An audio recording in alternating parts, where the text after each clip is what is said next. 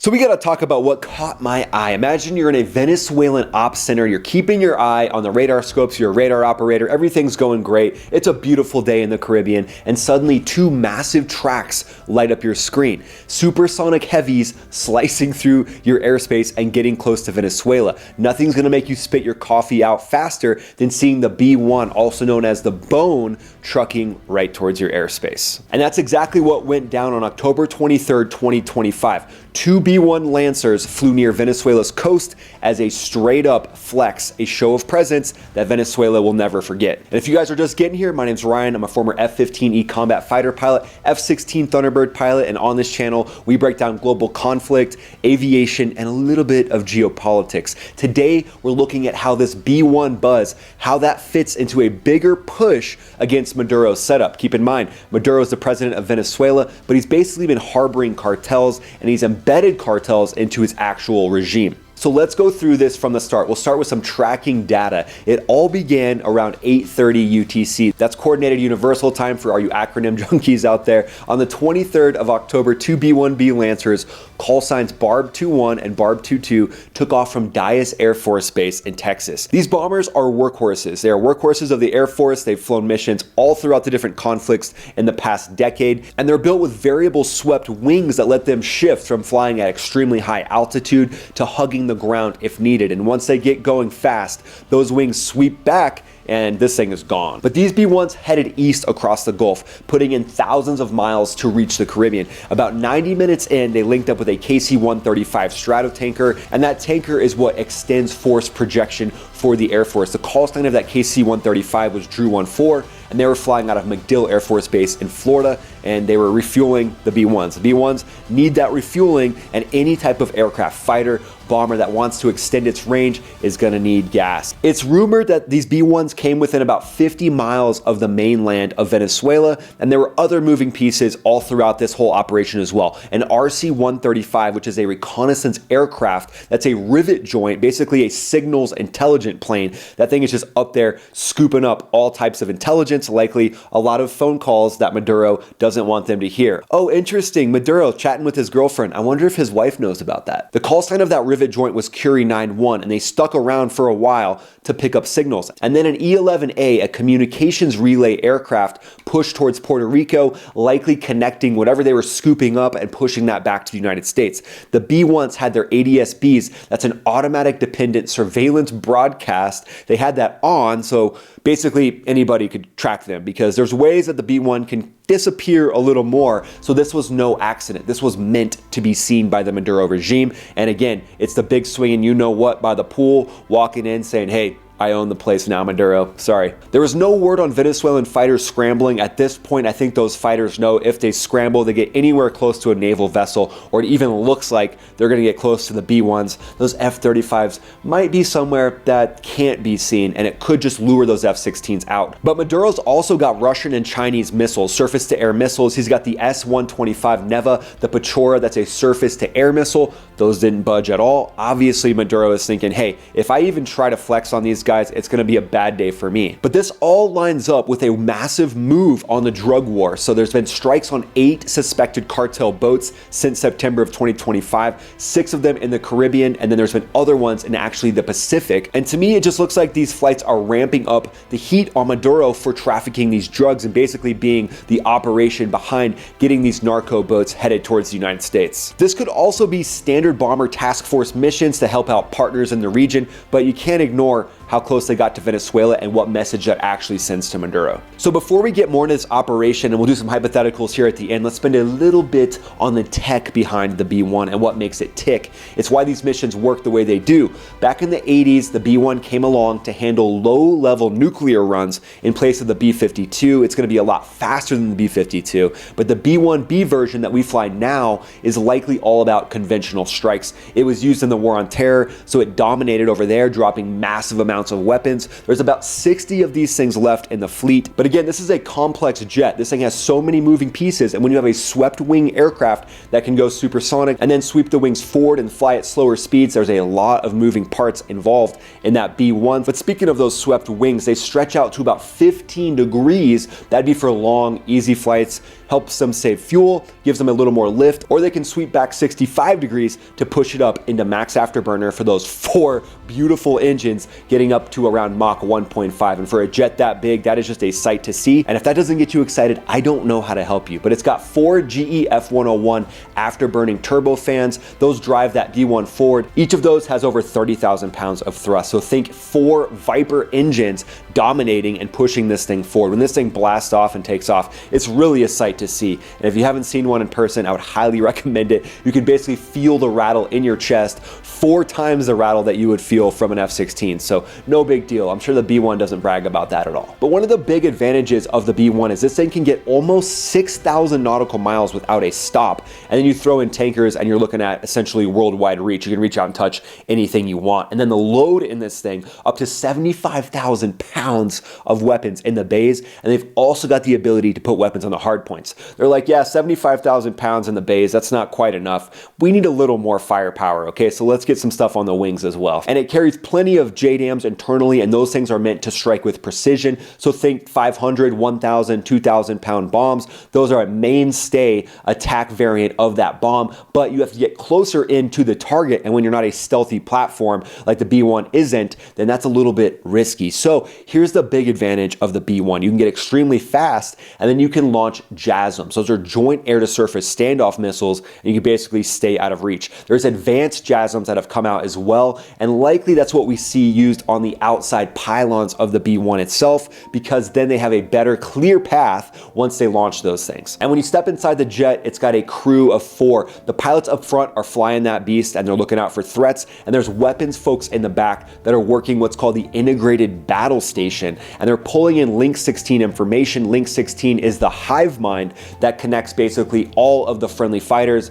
bombers, refuelers, rivet joints, all those Gucci aircraft. It puts them all on the same sheet of music. And then the ALQ-161, that's a jammer suite and an electronic countermeasure warfare suite. So you can just imagine what those things can do. If you need them to jam something, yeah, it's gonna be no easy day for whatever they're jamming. And what they could be jamming are radars like Venezuela's Nebo-MS. Nebo-M is a multifunction radar, but it's no slouch, and it likely wouldn't be just a pure easy day for the B-1, but they would be doing everything they can to jam that. But these jets aren't exactly young. I'm better with age, right? That's what I like to tell myself. But these airframes are getting up there. There's been some structural problems in the past, and actually last year in 2024, they actually grounded a few of them and did some repairs, and they did a lot of inspections to make sure that the structure of the B-1 itself was good to go. But they've also added some new adaptions that actually make this thing just incredible, and that includes coatings that can basically cut radar returns, and they've updated the avionics relatively well when it comes to this thing, so that keeps it fresh and keeps it synced up with the Link 16 that's presently being spit out in the F-35, F-22. But when it comes to evading threats, think about how this thing can go so fast. So the speed and the legs on this thing makes a statement, but it also makes a statement to any surface-to-air missile. So if you fire a surface-to-air missile at this thing, likely it's gonna have the legs and the speed to turn around and basically outrun your missile, and that's gonna be an embarrassing day for that missile operator. So this B-1 flight is important. I'm glad we're talking about it, but let's step back a little bit, because this isn't just one flight in a vacuum. This is how the US is leaning on Maduro and putting pressure on him over his narco connections. Venezuela basically started down this road in the 2000s under Chavez, and they got tied up with Russia and Iran, and that actually tanked their economy. They've got runaway inflation, they've got constant power cuts. More than 7 million people have left that country, and Maduro's stayed in charge, even though elections have been said to be rigged. Nobody's really trusting the actual Maduro regime at this point, but this counter-drug push is heating up. Just look at the drug cartel boats that have been hit recently. And Secretary of War Pete Hegseth just called out 2 hits in the Eastern Pacific from last week. And then not long ago, B-52s, they did a very similar route near Venezuela, and the Air Force labeled it a bomber attack demonstration, which I kind of like. But we've got F-35Bs in the area with that STOVL short takeoff and vertical landing capability. They're also there getting excellent training. This is stuff that the F-35B hasn't really done. Targeting narco boats, boats, targeting semi-submersibles, and hey, even potentially targeting drug Learjets that are trying to sneak in underneath a 777 as that 777 makes its way from South America up to the United States. So this is just world-class training and also world-class combat capability for those F-35Bs, the B-52s, and now the B-1. So this is great in my opinion that the B-1 is now getting in on the action. And there's been special ops gear rolling in like the M/V, that's an ocean trader, that's a support ship. Think of it as a cruise ship for special operators. And there's also attack helicopters like the Viper attack helicopter that can launch off some of the Marines ships in the area, and that thing is basically an Apache, but it's got even more maneuverability, and that thing is probably the worst nightmare of some of these drug boat drivers. But Maduro is actually ramping up the heat a little bit. On October 22nd, he claimed that he has 5,000 Igla-S man pads. Those are man-portable air defense systems, and those things can be very sneaky. They can be on hillsides where you don't see them, then they just basically pop out of the trees and fire off these things at any air assets. But reports are putting it closer to about 1,500 of these launchers. He's also got Russian Kh-31 anti-ship missiles and S-125 SAMs. Those are surface-to-air missiles, and those are pushed forward closer to the coast. So as you can see, Maduro's not exactly backing down. He's actually increasing the heat. So in my fighter pilot opinion, what we might see is a ramp up that actually leads to something more significant in the near future. So let's say things turn hot. Venezuela could send F-16s. It's also rumored that they have Su-30s. They could send those up from bases along the coast. The B-1s are already capable of striking those airfields, so maybe pre-planned strikes with cruise missiles, and the F-35s would basically have a field day going up against those F-16s and Su-30s. It would be like clubbing baby seals. And remember that B-1 has an electro countermeasures kit, so it's very capable of defending against threats, but you definitely wouldn't send in B-1s alone and unafraid. You would want to have some sort of escort, so you could even launch Vipers, you could launch F-15Es. There's so many capable platforms that could be positioned in Florida and then just take off and then schwack any type of targets that are on the coast. That could be radar targets, that could be SAMs, or it could be actually targeting jets themselves if Maduro is dumb enough to send those F-16s airborne. And then you could totally cripple all the runways, so you could just take out all those runways with JDAMs or standoff JASSMs. One of those runways in particular is called Mariscal Sucre, but that's just an example of all the different runways that could be taken out with that AGM-158 JASSM. There's actually new advanced versions of that JASSM. The capability of those things is incredibly classified, but you could probably think of it like a typical JASSM that's on steroids, maybe a little bit of alien tech mixed in, of course. It's said that Venezuela's got maybe a dozen working Su-30s, and then maintenance being what it is, and with the sanctions on Russia, I would expect that it would be even less than that. So maybe even like 3 or 4 of them that are actually workable, that they could actually get airborne at any given time. So what's the fallout that could happen from strikes on these airfields or going up and getting the B-1s actually taking out pre-planned targets? Well, there's going to be tons of chaos in the area, and that's kind of the